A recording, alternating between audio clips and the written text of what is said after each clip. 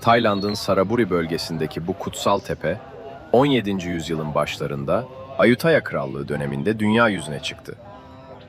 1624 yılında avcılık yapan bir keşişin sıra dışı bir taş çukuruna rastlamasıyla başlayan bu keşif, kısa sürede kraliyet sarayına ulaştı.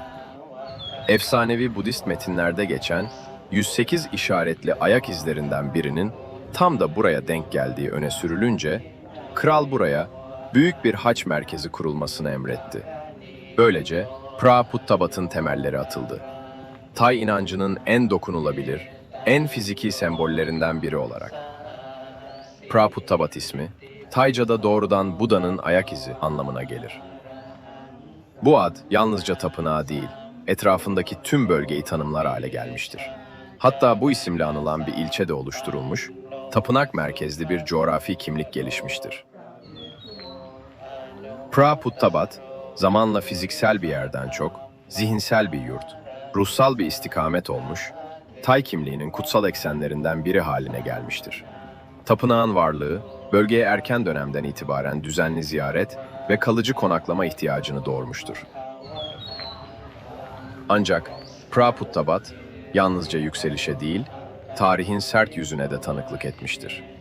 1767 yılında Ayutthaya Krallığı'nın çöküşü sırasında Birmanya orduları Saraburi bölgesine kadar ilerlemiş, çevredeki pek çok köy ve kutsal alan yağmalanmıştır. Fakat inanılması güç bir şekilde Buda'nın ayak izini barındıran ana yapı zarar görmeden ayakta kalmıştır. Bu olay, halk arasında buranın sadece kutsal değil, aynı zamanda korunmuş bir mekan olduğuna dair inancı daha da pekiştirmiştir. Buda'nın ayak izi, Budist inanç sisteminde yalnızca bir bedensel iz değil, onun yeryüzündeki varlığına ve öğretilerine dair fiziksel bir hatırlatıcıdır.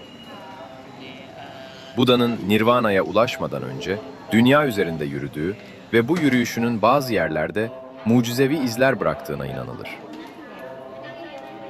Bu izler, aydınlanma yolculuğunun maddi karşılığı gibi kabul edilir. Görünen ise yalnızca taşa işlenmiş bir formdur. Esas olan bu izin temsil ettiği aydınlanmış yoldur. Budist gelenekteki en özel detaylardan biri de bu ayak izlerinin çoğunda yer alan 108 kutsal işaret motifidir. 108 sayısı, Budizm'de evrensel bir tamamlanmayı, karmanın çözülmesini ve zihinsel saflığın 108 engelinin aşılmasını simgeler. Bu sayı, aynı zamanda Budist tesbihlerin boncuk sayısıdır. Ayak izinin yüzeyinde yer alan bu işaretler arasında çark, lotus, fil, güneş ve ay gibi semboller bulunur. Her biri Buda'nın öğretilerinin bir yönünü temsil eder. İz, bu nedenle sadece bir form değil, aynı zamanda bir öğretinin haritasıdır. Phra Phuttabat'taki ayak izi, Tayland'da en çok saygı duyulan izlerden biridir. Yaklaşık 60 santimetre genişliğinde, 1,5 metre uzunluğunda ve doğal bir taş oyuğuna benzer bir formdadır. Altın yapraklarla kaplanmış, kubbeli bir yapı içinde korunur. Bu izin benzersizliği bir tür sezgiyle aktarılır.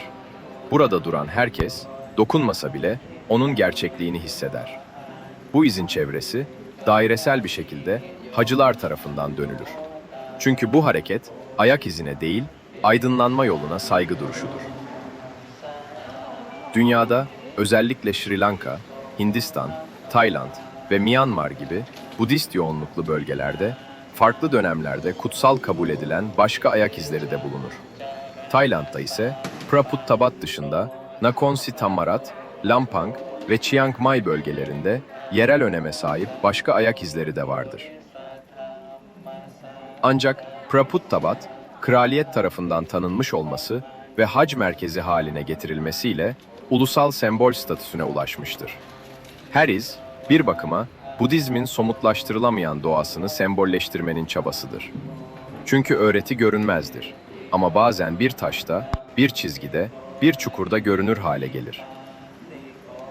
İnsanlar o izlere sadece saygı göstermez, kendi iç izlerini de oraya yansıtır.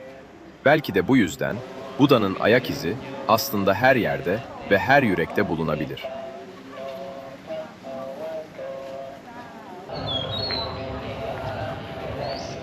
Praputtabat'a yapılacak haç yolculuğu, çoğu Tay hacı için fiziksel bir plandan önce ruhsal bir niyetle başlar. Yolculuktan birkaç gün önce et yemeyi bırakmak, kötü sözden uzak durmak ve sade giyinmek alışılmış bir pratiktir. Zihni arındırmak ve kalbi odaklamak bu sürecin en önemli adımıdır. Sabahın ilk saatlerinde yola çıkan hacılar, bireysel ya da grup halinde Praputtabat'a ulaşmak için kasabanın içinden geçer. Yol boyunca ellerinde taşıdıkları sunularla sessizce ilerlerler. Bu sessizlik bir tür iç yolculuğu başlatır. Praputtabat'a çıkan merdivenlerin başında uzayıp giden çan sıraları, Tay Budizminin sesli duaları gibidir. Çan, Tay kültüründe yalnızca bir ses değil, karmanın salınışı, kötülüğün uzaklaştırılması ve niyetin evrene bildirilmesidir. Her vurulan çan, kişinin geçmişteki bir hatasına karşılık bir farkındalık anı, gelecekteki yoluna atılmış sembolik bir adım olarak kabul edilir. Bu nedenle insanlar, merdivenleri çıkmadan önce tüm çanlara tek tek dokunur, ses titreştikçe zihindeki yük hafifler, kalpteki niyet belirginleşir. Çanlar aynı zamanda ölümü ve yeniden doğumu simgeler. Bir ses kaybolur, diğeri doğar. Böylece yürüyüş hem fiziksel hem de ruhsal bir arınmaya dönüşür.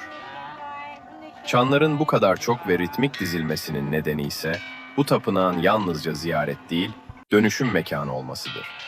Diğer tapınaklarda birkaç çanla sembolik bir vurgu yapılırken, burada adeta bir çan koridoru yaratılmıştır. Her insan bu koridordan geçerken, kendi içinden geçenlerle yüzleşir. Çanların çıkardığı sesler kişiye özeldir ama herkesin duyabileceği kadar da açıktır. Bu çanlar birer eşik gibidir. Dünyevi hallerin sessizce geride bırakıldığı, içsel sessizliğe geçilen bir alanın kapı bekçileri.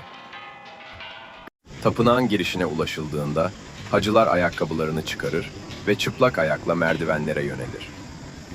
Bu, dünyevi olanı arkada bırakmanın simgesidir. Merdivenin zirvesine ulaşıldığında, göz hizasına gelen altın yaldızlı yapı, yorgun bedenler için bir ödül gibi parlar. Zirveye ulaşıldığında, genişçe bir avlu hacıları karşılar. Bu alan, hem dinlenme hem de hazırlanma yeridir. Burada hacılar tütsülerini yakar, çiçeklerini ellerine alır ve ayak izinin bulunduğu ana kubbeli yapıya doğru yönelir. Bu noktada insanın kalbi artık başka bir ritme geçmiştir. Dış dünya yavaşlar, iç ses yükselir. Tapınağın çevresinde sessizce süzülen insanlar adım adım merkeze yaklaşır.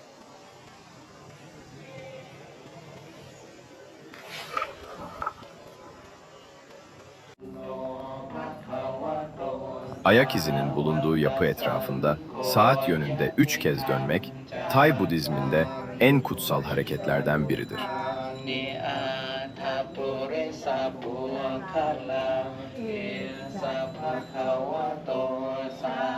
Bu hareket yalnızca bedensel değil, semboliktir. Buda'ya, öğretisine ve cemaatine duyulan bağlılığın işaretidir.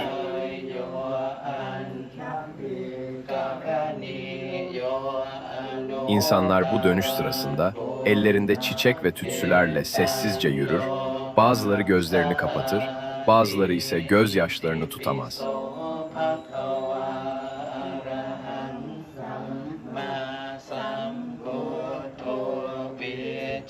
Çünkü her adım bir pişmanlığı, bir dileği, bir teşekkürü taşır.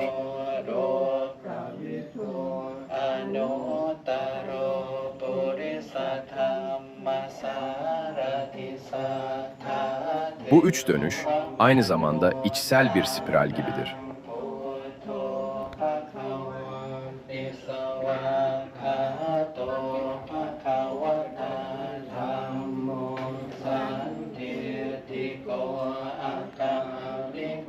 Her bir turda insanlar kendine biraz daha yaklaşır.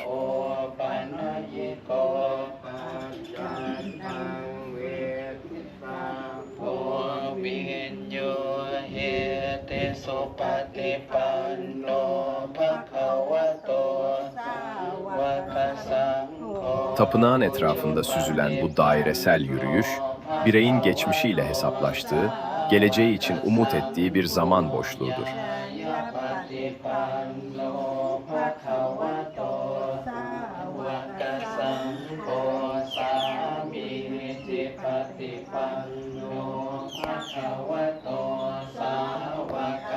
Dualar bir an olsun susmaz. Tapınağın taş zeminine değen her adım hem dünyevi hem ruhsal bir iz bırakır.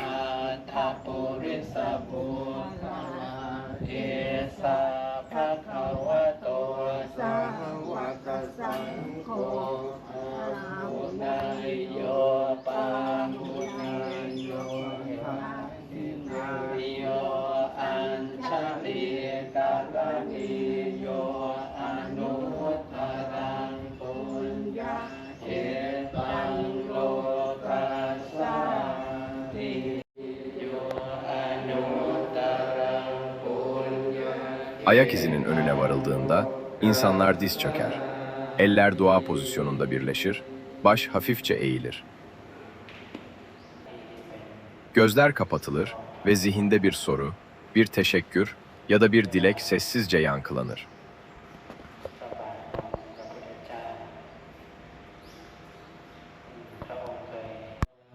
Bazıları yalnızca nefesini dinler, bazıları geçmişteki bir kaybı ya da gelecekteki bir arzuyu anımsar.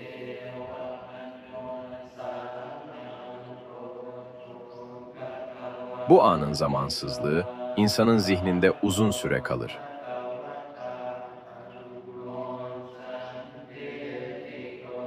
Son adımda insanlar ellerindeki altın yaprakları ayak izinin çevresine dikkatle yapıştırır.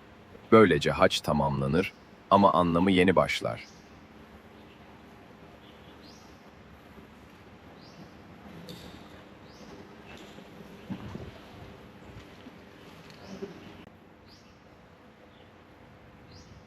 Çünkü ayak izi yalnızca taşta değil, artık onun içindedir.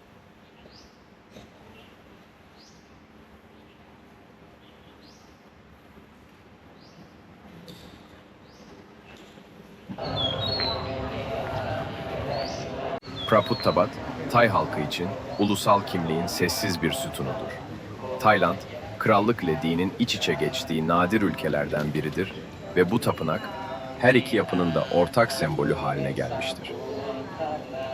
Buda'nın ayak izinin burada bulunması, bu toprakların sadece krallara değil, kutsala da ev sahipliği yaptığına dair kolektif bir onay gibidir. Dolayısıyla Praputtabat hem yukarıya, ilahi olana, hem de içeriye, halkın ruhuna uzanan bir köprü işlevi görür. Tay halkı için hac sadece bir gelenek değil, yaşanmışlığın kutsalla teyididir. Yüzyıllar boyunca nesiller bu iz etrafında toplanmış, dualar etmiş, umutlarını buraya bırakmıştır. Ayak izine dokunmak, ataların da izlediği bir yolu takip etmek demektir. Bir Tay ailesinde çocuk doğduğunda, yaşlı biri öldüğünde ya da hayatın dönüm noktalarında bu tapınakta edilen duaların manevi ağırlığı kuşaktan kuşağa aktarılır. Praputtabat, Tay halkı için zamanın çarkını yavaşlatan bir sabitleyici gibidir. Ve belki de en derin anlam buranın erişilebilirliğinde yatar. Tayland'ın başkentinden birkaç saat uzaklıktaki bu tapınak, halkın tamamına açıktır. Kral da gelir, köylü de, zengin de diz çöker, işçi de altın yaprak yapıştırır. Bu eşitlik, Tay Budizminin özüdür. Praputtabat, Taylandlılar için eşit dua hakkının taşla yazılmış halidir. Bu yüzden buraya gelen herkes, kim olursa olsun, o iz önünde bir olur, bir kalır, bir gider.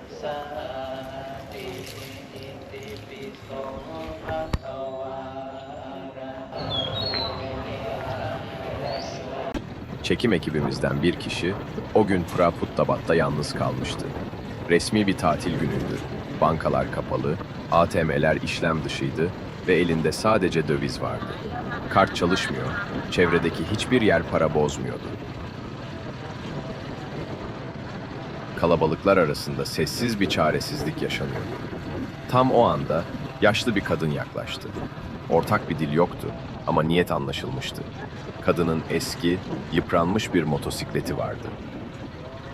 Yavaşça başını salladı ve "hadi" der gibi elini uzattı. İlk olarak birlikte kasabanın içini dolaştılar. Açık bir döviz bürosu bulma umuduyla neredeyse bir saat sokak sokak aradılar. Her kapı kapalıydı. Kadın yorgundu ama vazgeçmedi. Sonunda eski motoruna tekrar bindiler ve 40 kilometre uzaklıktaki bir alışveriş merkezine doğru yola çıktılar. Yolda yaşlı tayca tayca konuşmaya devam etti. Yol boyunca plastik torbalar rüzgarda uçuştu. Motosikletin ince sesi aralarında oluşan sessiz bir güvene karıştı. Merkeze vardıklarında döviz bozduruldu, sorun çözüldü. Ama kadın buradan da dönmedi. Bitmedi der gibi yine motoruna oturdu. Aynı yolu, 40 kilometrelik mesafeyi bu kez geri döndüler. Kadın, çekim ekibi üyesini başladığı yere kadar yeniden getirdi. Ne bir karşılık istedi, ne teşekkür bekledi. Sadece başıyla selam verdi ve geldiği gibi sessizce uzaklaştı. O gün yalnızca maddi bir sorun çözülmedi. Bir karakter, bir insanlık örneği, bir ülkenin kalbi kayda geçti. Tayland'da yardım etmek bir görev değil, bir refleks. Praputtabat'ın kutsal taşlarının yanında, Tay halkının kalbindeki görünmez yollarda keşfedildi. Bazen bir hac yolculuğu, eski bir motosikletin arkasında, hiç tanımadığınız biriyle aynı yöne gitmekle başlar.